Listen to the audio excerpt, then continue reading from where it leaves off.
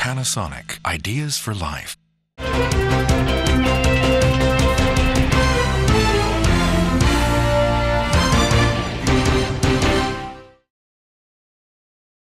Round 9 of the Cheers Netball Superleague 2013 resumed on a rainy Sunday afternoon as 3 more matches were scheduled to be played.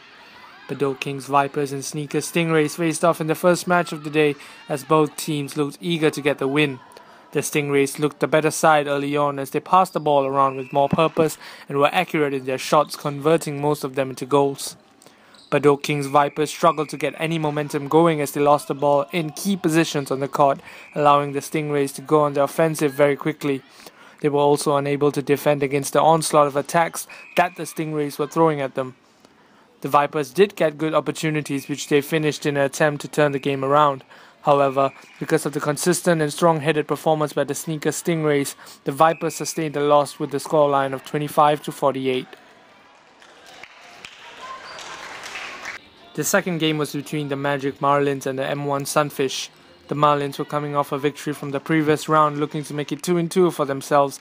However, the M1 Sunfish were coming in on the back of a defeat and also looking to get a result.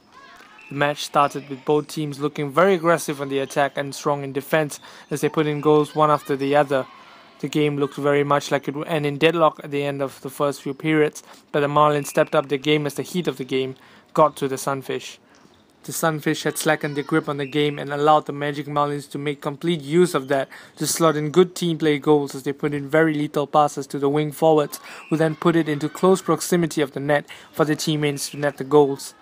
The Marlins made use of the good spell during the game to make the gap between the two sides a huge one and made it hard for the Sunfish to make a comeback into the game, and that was how it ended, with the Marlins dominating most of the proceedings.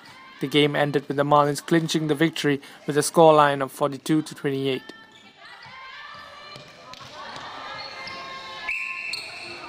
The final game of the afternoon promised to be an exciting one as the Blaze Dolphins took on the Mission Manas.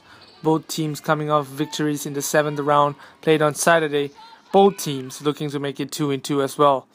The Mission Manas started the game off the stronger side as their shots to goal ratio was initially much higher than the Dolphins, as the Dolphins were failing to make their chances count as they missed many shots, with the Manas goalkeeper picking off the rebounds easily.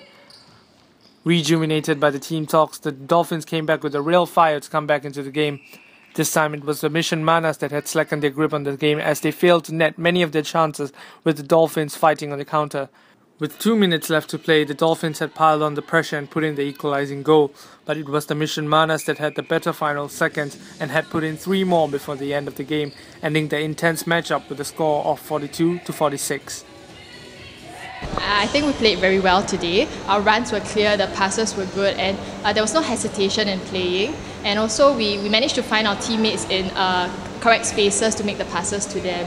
Our defense was really good as well. Like, we managed to stop their attack quite well, and it was quite a clean defense. So I think the team played very well as a team together.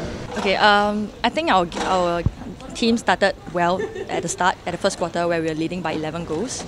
But Dolphins gave us a very good fight by really pushing on, really pressuring on us on both ends of the game. But we managed to pull it through. We had more composure. Our players were more composed to play well with the game.